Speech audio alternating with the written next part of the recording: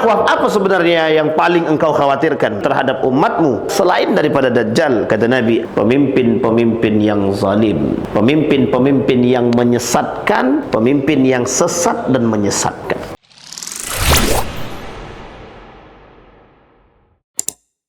Di dalam satu hadis baginda Nabi Muhammad sallallahu alaihi wasallam, Nabi berkata, Nabi bersabda, sesungguhnya aku hanya mengkhawatirkan pada umatku, kata Nabi, a'immatul mudillin. Makna a'immatun di sini ada beberapa hal. Yang pertama, imam. Imam itu pemimpin. Yang kedua bisa juga diartikan umat, tapi umat berbeda lagi dengan kalimat tersebut, ummatun. Nah, tetapi makna di sini adalah yang jelas adalah sultan, pemimpin. Mudillin, kata Nabi, mudillin. Mudillin itu adalah yang tersesat, bahkan yang menyesatkan. Yang tersesat, yang menyesatkan. Yudillun, menyesatkan manusia daripada jalannya. Dari Abu Dzar Al-Ghifari, beliau berkata, aku mendengar baginda Nabi Muhammad sallallahu alaihi wasallam bersabda, ghairud dajjal akhwafu ala ummati minad dajjal, falamma khasitu an yadkhula qultu ya Rasulullah ayyu syai'in akhwaf. Kata Abu Dzar Al-Ghifari, ketika baginda Nabi bersabda, selain daripada Dajjal, yang paling engkau takutkan, khawatirkan terhadap umat, minad Dajjal, lain daripada Dajjal, falamma khasyitu, maka khawatir Nabi hal tersebut akan masuk kepada satu kelompok, pada satu masa, pada satu zaman. Qultu ya Rasulullah. Kemudian Abu Dzar berkata, wahai Rasulullah, ayyu syai'in akhwaf, apa sebenarnya yang paling engkau khawatirkan ala ummatik, terhadap umatmu, minad Dajjal, selain daripada Dajjal? Kata Nabi, a'immatul mudillin, pemimpin-pemimpin yang zalim, pemimpin-pemimpin yang menyesatkan, pemimpin yang sesat dan menyesatkan. Bapak Ibu sekalian yang berbahagia, beberapa waktu yang lalu kita telah menyampaikan beberapa hadis terkait tentang fitnah. Maka hari ini ada satu fitnah yang memang akan menjadi satu fitnah yang luar biasa, yang selalu dan akan kita temukan.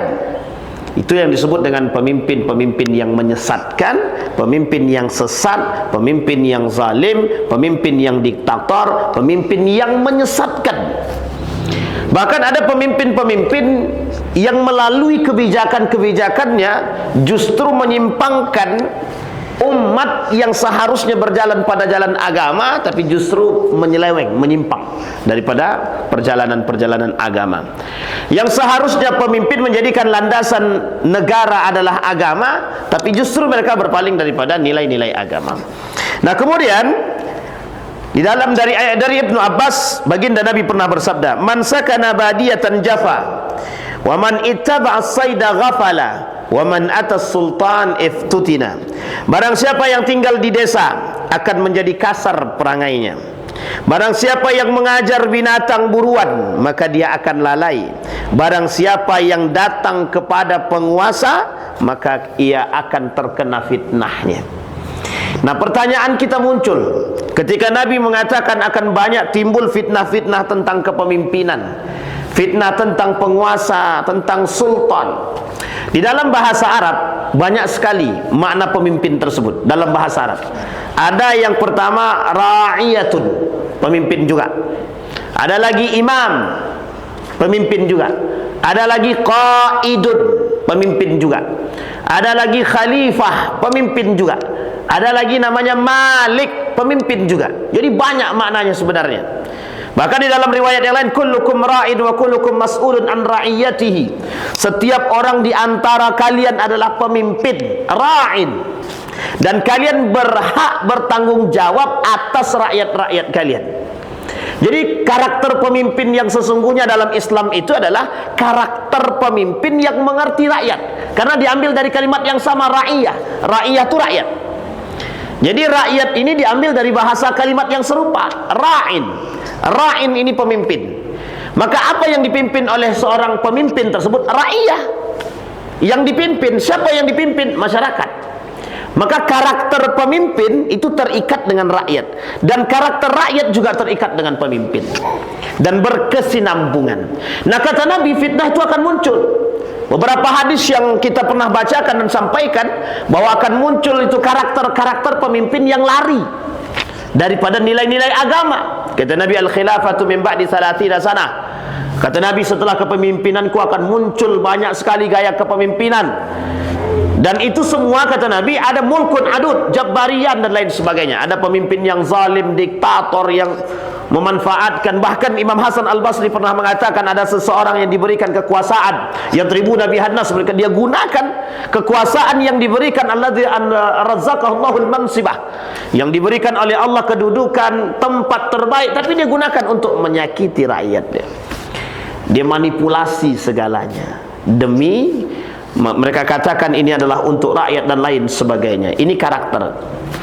Maka tak salah ketika karakter-karakter pemimpin ini tampak hadir di hadapan kita, hadir di hadapan manusia di akhir zaman. Itulah yang disebut dengan bentuk fitnah.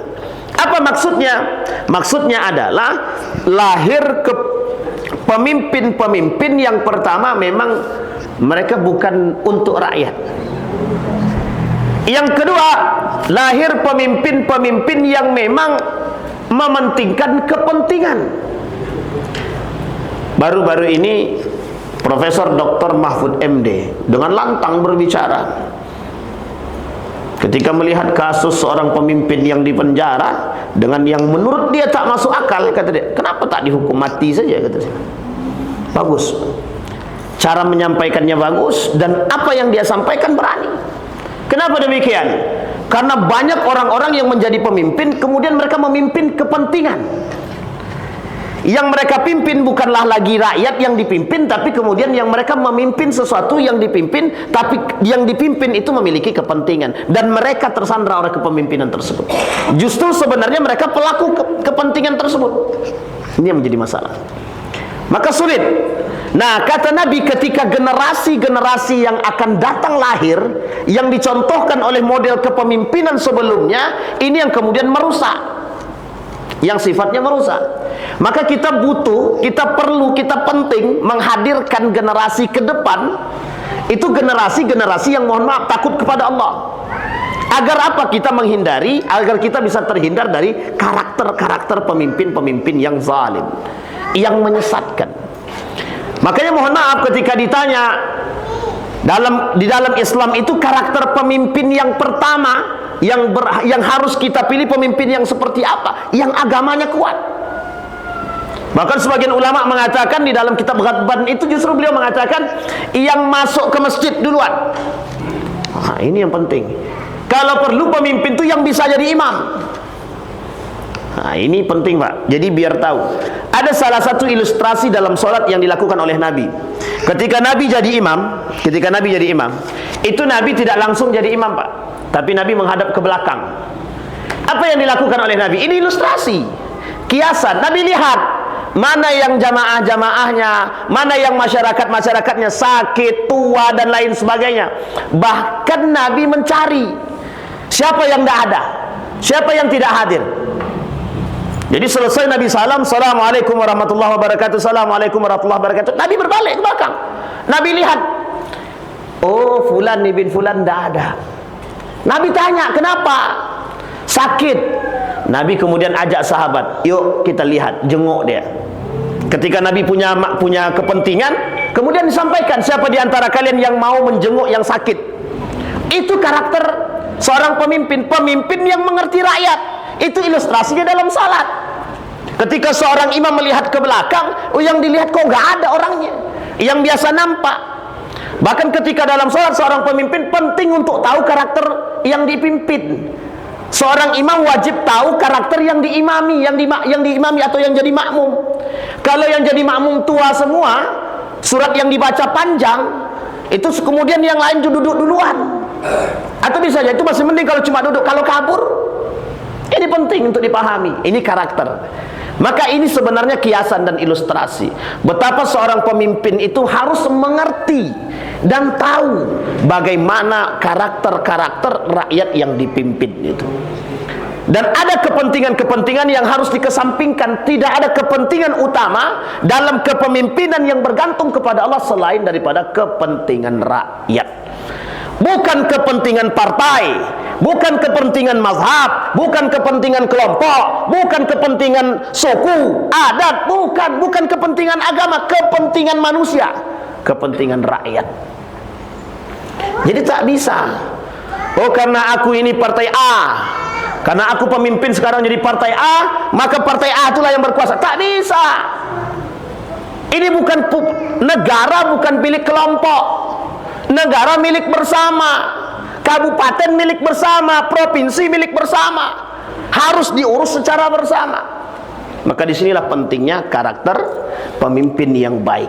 Maka kata Nabi itu akan masuk, akan datang kepada umatku, kata Nabi, karakter-karakter pemimpin yang seperti ini yang kelak menjadi satu fitnah yang besar. Nah, apa yang harus kita lakukan, kata baginda Nabi Muhammad SAW. Kata baginda Nabi SAW, ketika itu datang, ketika kepemimpinan seperti ini datang, yang pertama kata Nabi, bersatulah. Yang kedua, berjamaahlah. Yang ketiga, kalau anda tidak bisa bersatu, anda tidak bisa berjamaah, maka anda beruzlahlah. Kalau anda tidak bisa menjadi orang atau bagian dari mereka yang berani mengkritik, memberikan saran terbaik kepada pemerintah dengan cara yang ma'ruf, dengan cara yang baik, maka anda sebaiknya berdiam dan berjamaah. Tapi kalau anda tidak bisa juga menemukan jamaah lingkungan yang anda temukan, maka beruzlahlah. Itu pilihan terakhir. Dan ada pilihan yang terbaik, yang terakhir, kata baginda Nabi, isbiru ala zulmihim. Maka bersabarlah kalian atas kezaliman mereka yang mereka lakukan, yang mereka perbuat. Tapi selagi kalian masih mampu membenarkan kesalahan, kesesatan, kezaliman, maka wajib bagi anda berbuat untuk kebaikan dengan cara yang ma'ruf. Bapak Ibu sekalian yang berbahagia, maka fitnah-fitnah seperti ini akan kita temukan. Di dalam kitab Al-Mubayyad, Syekh Al-Mubayyad mengatakan kondisi ini telah ditemukan, telah muncul setelah atau tepat setelah runtuhnya Turki Utsmani.